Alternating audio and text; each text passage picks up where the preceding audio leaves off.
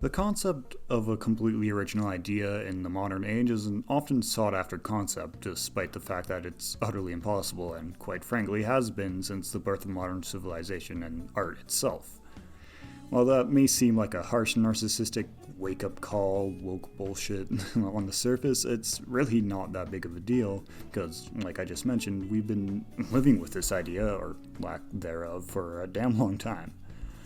This is because every single idea is somehow influenced from outside sources, whether it be something from the same genre or just general life experience. For example, I have an idea for an RPG that would put emphasis on scripted battles rather than the random encounters that are traditionally found in JRPGs. And I got this idea from focusing on scripted battles from Lisa. And Lisa is an RPG whose main goal was to keep things feeling fresh, and yet it still takes inspiration from many places, including Earthbound. Earthbound is yet another RPG that took influences from Dragon Quest and other popular RPGs and introduced themes of real life, generally from American culture around the time of release. There's also influences that came from Shigesato Itoi's childhood. The most famous example would be Gygus, influenced by a movie that Itoi seen by mistake as a child. The name of the movie being Kenpei to Barabara Shibijin. I probably absolutely butchered that name, but whatever, I do not speak Japanese.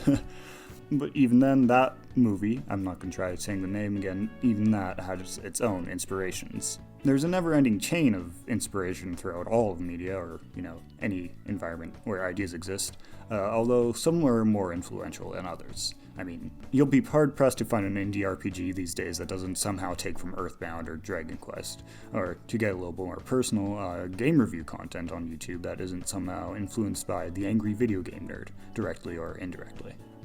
We, as creators, will generally try to create things that we enjoy, and what better way of creating something enjoyable than to take parts and pieces from other similar things we know that we enjoy. Looping back around a bit, Star Wars is a series that was often considered to steal so many ideas from so many different sources that it looped back around to being original. But I don't really think that's fair to call it stealing. Stealing, or plagiarism, is something that is much more blatantly unoriginal.